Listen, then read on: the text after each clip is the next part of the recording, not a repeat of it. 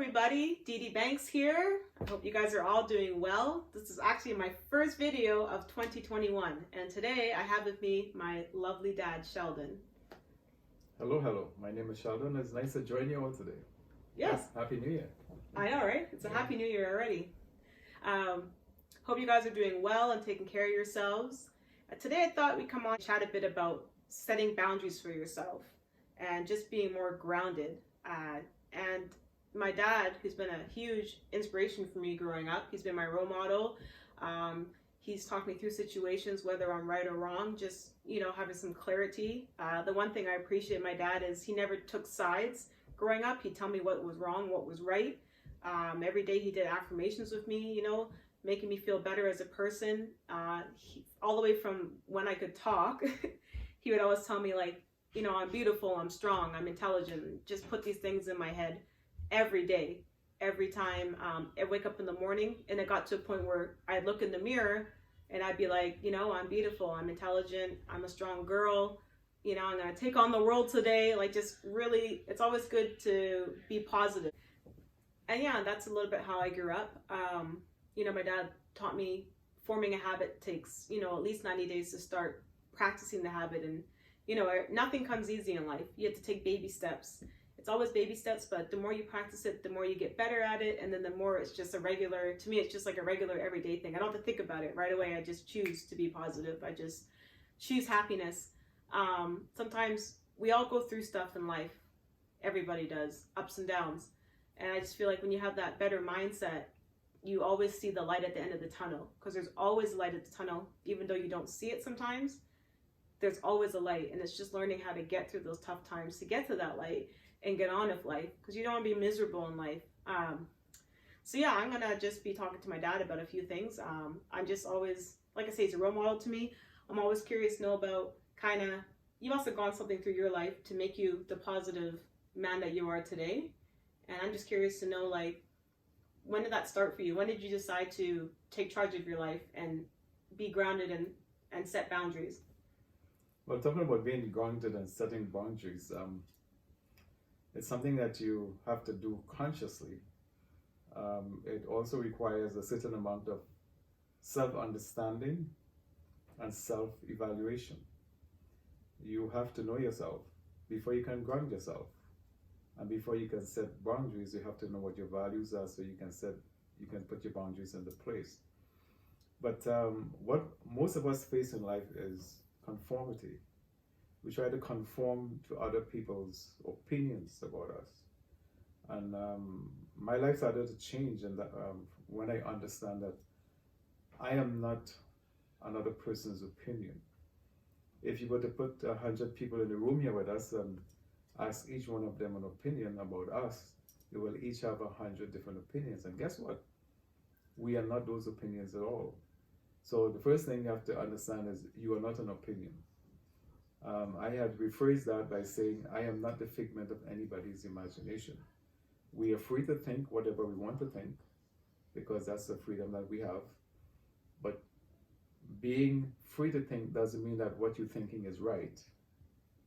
Right? So that means a person is either right or wrong about you, and most of the time they're wrong about you. So you have to come to terms with you and your truth about you. What you believe to be true about you, and you stick with that truth, rather than trying to conform yourself to the truth of other people. And the first thing I did was started respecting and loving myself for who I am, and also respecting other people for the difference that they are, because we are all not the same. And so I give respect, and they give me respect. That was my first boundary, and that was my first value. And I started building from there what I would call a healthy self-esteem, because I am who I think, not who you think I am. So that's where that started for me, on that journey of self-development and mental health, because you need to be mentally healthy in order to think mentally healthy. Yeah, so I guess maybe being mentally healthy means exercising when you can, getting lots of fresh air, keeping more positive people around you. I know we all have some people who are negative, and you're trying to be positive and uplift them. And just really knowing who you're hanging around with. You want to hang around people who you want to be like. And that's the hardest thing for me. When I had to set boundaries of certain people, it was tough because they were just bringing me down, and it just took me to be more aware of the people around me who was bringing me down, who was bringing bad energy into my house. And you have to be, it's hard to do, but when...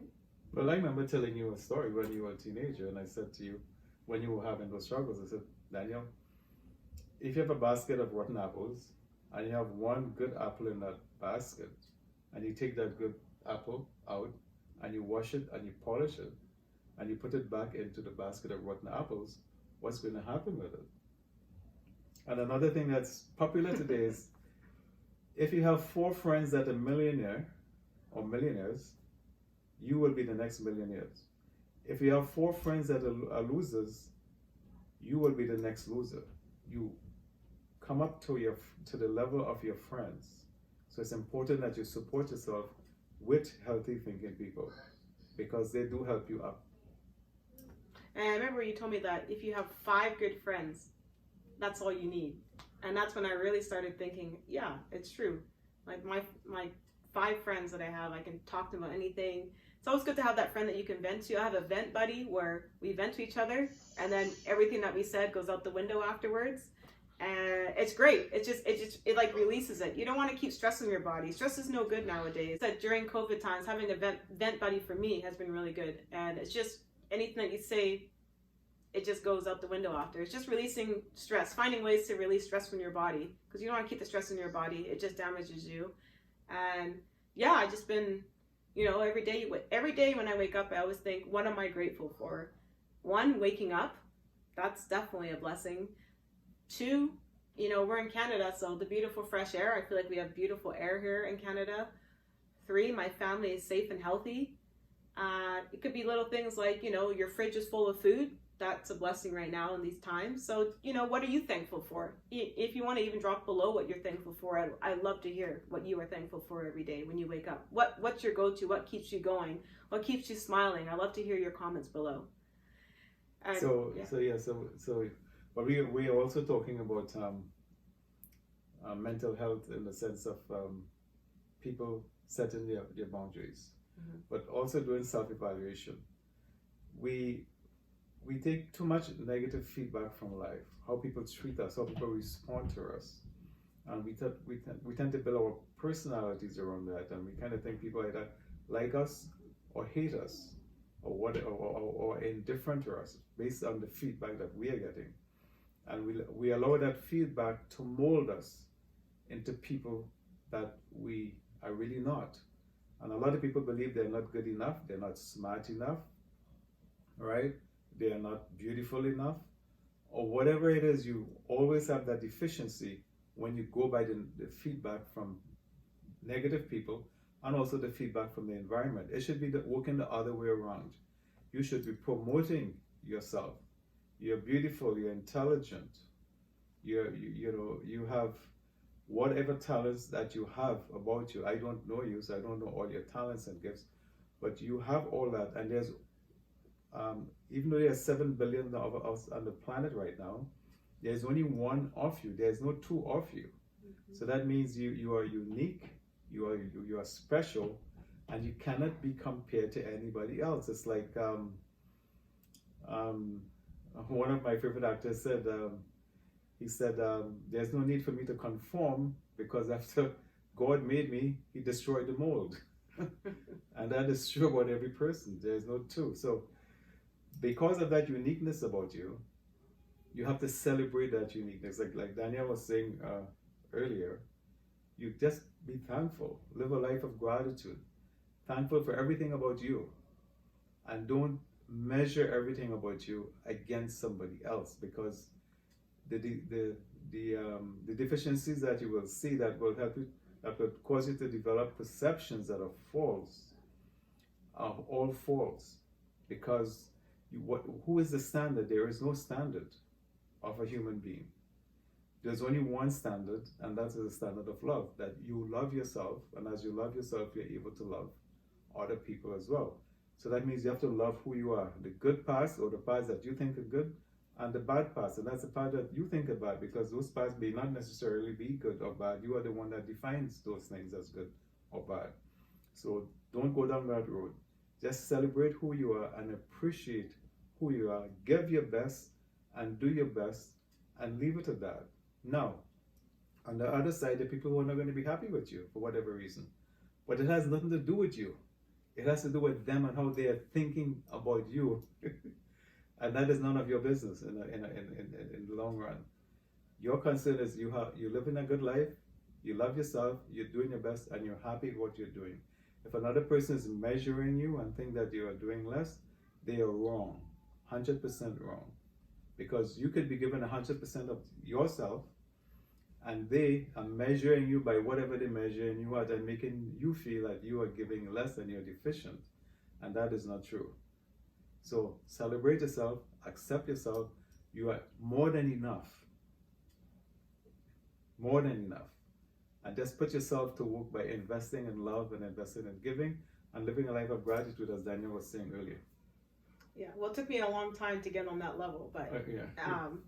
it was one of the habits that I loved about myself, accomplishing that, because it's really tough. It's really hard to, it's easier said than done.